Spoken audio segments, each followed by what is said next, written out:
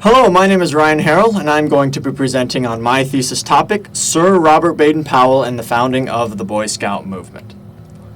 The Boy Scout movement is a youth organization with the purpose of teaching the skills of scouting and good citizenship to boys across the world. Boys across the globe participate with over 50 million members worldwide. This organization helps to teach boys to enjoy the outdoors, learn different life skills, and to practice good citizenship and just to live a good life, to teach boys to become men, essentially.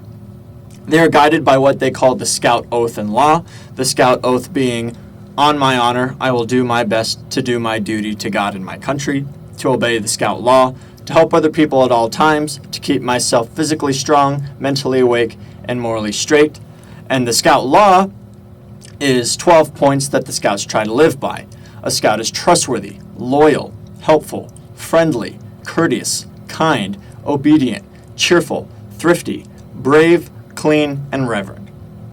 Today, I'm going to dive into how the Boy Scouts were founded, and more specifically, its founder, Sir Robert Baden-Powell. The Boy Scouts would not exist without Sir Robert Baden-Powell. Therefore, my thesis is, the Boy Scout movement took off and became popular and sustainable, due largely in part to the man and the myth of Sir Robert Baden-Powell. In order to understand the founding of the Boy Scouts, we must understand the historical context of the late 1800s and early 1900s. In order to do that, we need to go back to the Victorian and Edwardian eras in England. The Victorian era in England lasted from 1837 to 1901, followed by the Edwardian era from 1901 to 1910. During these times, a large importance was placed on masculinity and virility. Virility is the quality of having strength and energy in a man, basically their manliness. This was desired because men were required to defend the British Empire. They had to be strong, willing men who were courageous in order to defend the empire. However, England had been having a time of relative peace during the late 1800s, early 1900s. And therefore, these years of relative peace in the empire had experienced a loss of virility in the English youth. Without war to harden these young boys and these young men, they were losing their manliness. They were becoming sissies, so to speak. The belief in many in England was that the youth were becoming soft and they were becoming weak. And one of these people who had these beliefs was, in fact, Sir Robert Baden-Powell himself. Keeping the historical context in mind, we can now dive into the actual life of Sir Robert Baden-Powell. He was born February of 1857 as Robert Stevenson Smith Powell. However, after the death of his father, Baden-Powell, first name Baden, last name Powell, his mother changed Robert's last name to Baden-Powell, or Powell, to differentiate him from his half-siblings. His mother was his father's third wife, and so Baden-Powell had many half-siblings. Baden-Powell grew up with an innate love of nature, participating in many skills and activities such as canoeing, catching and tracking animals, bugling, hiking, and other activities like this. He was eventually accepted into a private school where he practiced and honed these hobbies and skills of the outdoors, and he eventually joined the British military as a scout for the cavalry regiment. Baden-Powell grew up and lived his life of discipline through the military. He was the definition of a masculine man defending the empire, loving being outdoors, joining the military, and defending the empire. Baden-Powell was what the English youth was seeming to lose.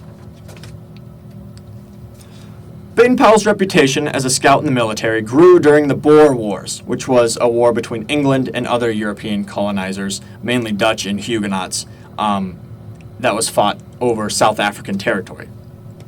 And his reputation specifically grew during the siege at Mafeking. Mafeking is a small town in British-held South Africa. It was being laid under siege by these Dutch and these Huguenots, and it was defended by the English with Baden-Powell as their leader. Now, I know what you're thinking. A siege is not interesting at all. It's boring. But coverage coverage of the siege was being spread throughout England. And these may seem like contrasting ideas, but it became popular due to Baden-Powell himself. Baden-Powell was exemplary at defending the city from the siege. He often created fake minefields and imaginary barriers that the enemy wouldn't cross, even though they didn't actually exist. He took tin cans and he made them into grenades. He repurposed an old naval gun that he found in the city, or the town, to defend Mafeking. He also kept up the morale of his troops with his showmanship and his lightheartedness, and also with games. He often held card games, various competitions, cricket games, and he also encouraged concerts and stories. Chief among these participators in the concerts and the stories was Baden-Powell himself. He had a definite knack for showmanship. All of these activities became so popular in Mafeking that even the enemy was interested in them, and so often on Sundays they would call a ceasefire so that the attacking enemy could participate in these games. Many reporters were stationed in Mafeking at this time, and they were writing about Baden-Powell and his feats. And so Baden-Powell began to become known more and more in England due to his activity in Mafeking. And this started to create a legend in Sir Robert Baden-Powell. As I said, his feats and personality were broadcasted in England because of the reporters in Mafeking, particularly one named Emerson Nellie. All these feats were recorded, and of course some were exaggerated, all the while building this legend of Sir Robert Baden-Powell. Solidifying the legend was his new nickname, the Wolf That Never Sleeps. He became known by this in the military and even in England. It was from a nickname that the native Africans gave him, which was Mpisa, and they translate it to mean the wolf that never sleeps. It was only later on did people realize that a closer translation of Mpisa would mean hyena, but that certainly didn't have the same effect as the wolf that never sleeps. Baden-Powell came to represent everything that the British youth were not. He was virile, he was masculine, he was disciplined. He came to represent the solution to England itself. He was the reason for the success at Mafeking. Now, this is obviously an exaggeration. It wasn't just Baden-Powell and his vigilance that defended Mafeking, but what matters is that this is how people of England saw him. This is how they viewed him. Adding all of this together, Baden-Powell and the legend of Baden-Powell became a household name as the hero at Mafeking. During his time in Mafeking and during the Boer War, Baden-Powell wrote a scouting manual called Aids to Scouting. It was meant to be a military handbook as to how to be a good scout. It was just meant for the military. However, it spread like wildfire among the civilian population. This was largely due to its contents, which talked a lot about pluck, which is spirited and determined courage, self-reliance, virility, and of course, scouting skills. Also, it spread due to his legend. He was famous. People wanted to be like him, or they wanted their children to be like him. Baden-Powell and his book on scouting was seemingly the answer to England's youthful problem. He was what all of England wanted its youth to be. After his service, he joined the Boys' Brigade, which was an organization started by Sir William Alexander Smith. And he also created what was known as a scout badge, and he created a manual to go with this scout badge, which was wildly popular amongst the boys. Some of the boys were not interested in the Boys' Brigade organization because of its religious aspect, mainly Christianity. England was moving to become a more secular country. However, these boys were very interested in the scout badge, and some even started creating their own small organizations based on the writings of Baden-Powell and based on scouting. And so the Boy Scout movement kind of started taking shape. After seeing this interest in scouting, Baden-Powell talked with William Smith and decided that he was going to create his own group, the Boy Scouts. Therefore, on August 9th, 1907, Baden-Powell took 22 boys to the island of Brownsea, just off the southern coast of England. It was a week-long camp with the purpose of testing out scouting, or Baden-Powell's scheme, as he called it. He wanted to see if his methods of teaching boys scouting and teaching them good citizenship would work, and if the boys would be interested. The camp consisted of teaching the boys abstract ideas such as honor, what it meant to be a good citizen, and various other scouting skills such as tracking, catching and cleaning game, map reading, and other skills. They also practiced the patrol system, which was basically dividing the boys into groups known as patrols with a patrol leader as the head, and those patrol leaders would answer directly to Baden-Powell. All of this should sound very familiar to the people who know about scouting now, because all these skills and concepts are important and are still practiced to this day in scouting. They also told campfire stories, and Baden-Powell had a great impact on these boys. One of them even said that the stories and the tales that Baden-Powell would tell was the best part of the camp.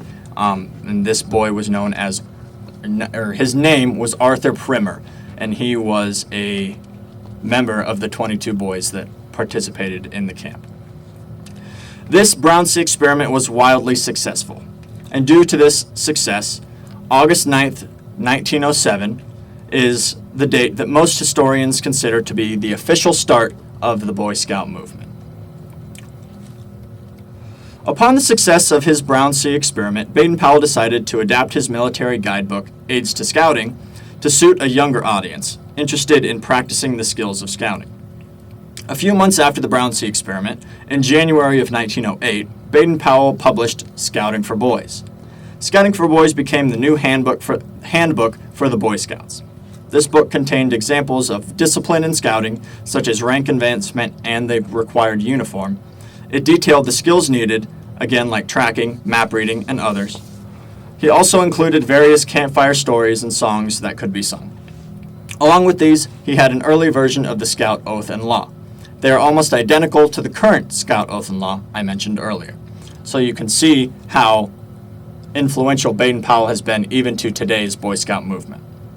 Baden-Powell's ideals and personality can be seen clearly in Scouting for Boys and in the Boy Scout organization that he had created. With the creation of the Boy Scouts, Baden-Powell led his organization as the Chief Scout.